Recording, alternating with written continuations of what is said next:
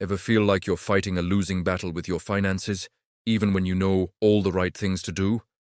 You're not alone. We're often told that managing money is all about budgets, spreadsheets, and cutting back on lattes. But what if I told you the real battle isn't with your wallet, but with your own mind? Today we're diving deep into the hidden psychology behind our financial struggles, and trust me, it's a game changer. We'll uncover the invisible forces that shape our money decisions, from our deepest seated beliefs to the very wiring of our brains. By the end of this video, you won't just see your bank account differently, you'll see yourself differently. Let's get started. So, why do we make financial choices that seem completely illogical in hindsight? A big part of the answer lies in something called cognitive biases. These are like mental shortcuts our brains take to make decisions faster.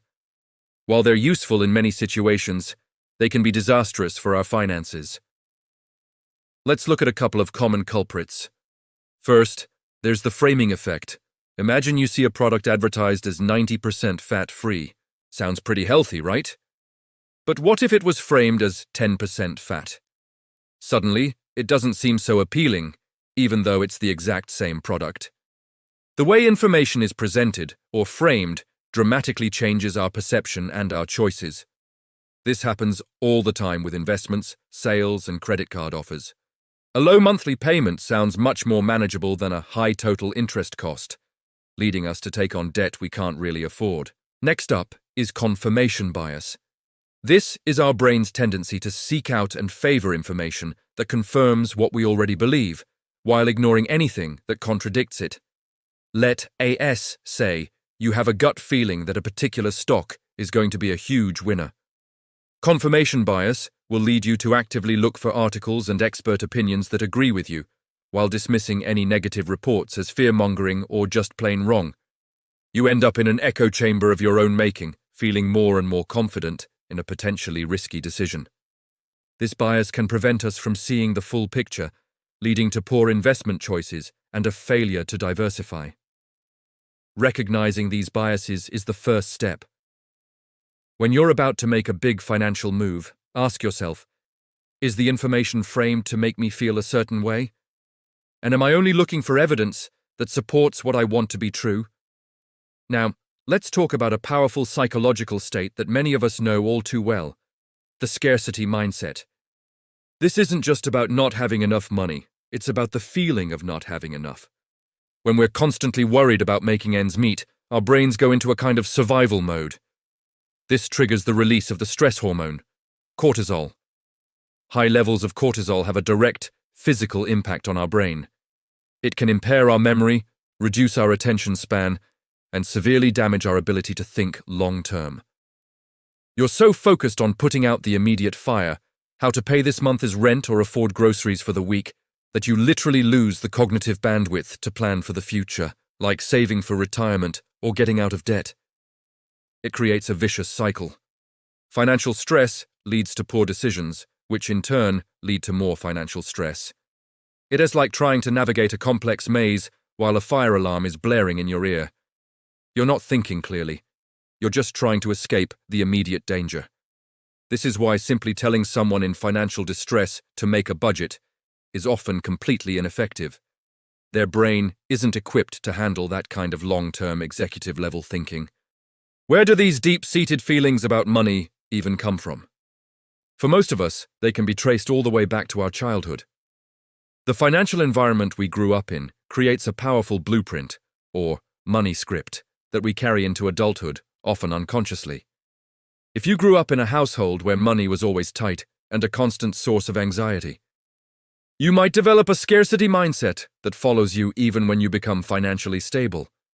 You might hoard money, be terrified of spending, or feel guilty about any form of indulgence. You see money as a source of stress and insecurity, something to be feared. On the other hand, if you grew up in an environment of abundance where money was never a concern, you might struggle with different issues. Perhaps you never learned the value of $1, leading to impulsive spending and an inability to budget. Or maybe you saw money used as a tool for control or affection, which can complicate your relationships with money and people later in life. These early experiences are incredibly formative. Take a moment to think about the money conversations, or the silence around money, in your childhood home. What messages did you receive?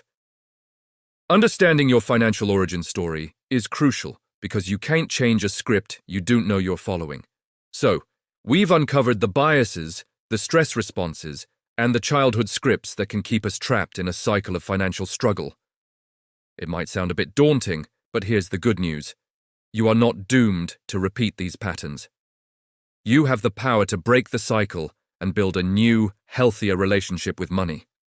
The key is to build financial resilience, and here are 3 powerful strategies to get you started. First, automation is your best friend. Remember how the scarcity mindset drains your mental energy. Automation bypasses the need for willpower and decision-making. Set up automatic transfers from your checking account to your savings, retirement, and investment accounts the day you get paid. You pay your future self first, without even thinking about it. It's the single most effective way to build wealth consistently over time, regardless of how you're feeling on any given day. Second, ditch vague wishes and start setting SMART goals. SMART stands for specific, measurable, achievable, relevant, and time-bound. Instead of saying, I want to save more money, a SMART goal would be, I will save $5,000 for a down payment on a car by setting aside $420 per month for the next 12 months. See the difference? A SMART goal gives you a clear target and a roadmap to get there. It breaks a big, intimidating objective into small, manageable steps. This clarity fights back against the overwhelmed feeling that the scarcity mindset creates. Each time you hit a monthly target, you get a small win, building momentum and confidence that you are in control of your financial destiny. Finally, and this is the most profound shift, you need to consciously work on moving from a scarcity mindset to a growth mindset. A scarcity mindset sees limitations everywhere. Not enough money, not enough opportunity, not enough time. A growth mindset, in contrast, sees possibilities. It focuses on learning, improving, and expanding. Instead of saying, I can't afford that, try asking, how can I afford that? This simple change in language shifts your brain from a passive state of defeat to an active state of problem solving. Start celebrating your financial progress, no matter how small.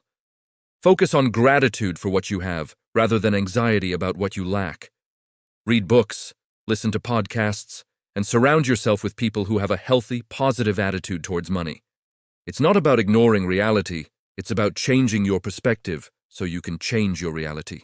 Building financial resilience is a journey, not a destination.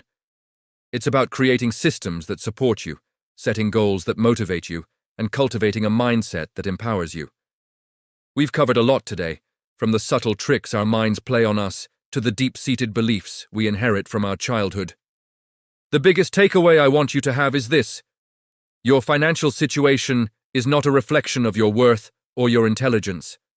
It's often the result of complex psychological factors that are running on autopilot. But now, you have the awareness to see them. You have the tools to start overriding that autopilot and taking manual control. Start small. Automate one savings transfer. Set one SMART goal. Catch yourself in one scarcity-driven thought and reframe it. Every small step you take rewires your brain and builds the foundation for a more secure and prosperous future. You have the power to rewrite your money story. Thank you so much for joining me on this deep dive. If you found this helpful, please hit that like button and subscribe for more content on building wealth from the inside out. I'd love to hear from you in the comments. What was your biggest takeaway? Or what's one financial habit you're working on changing? Let's continue the conversation. Thanks for watching, and I'll see you in the next video.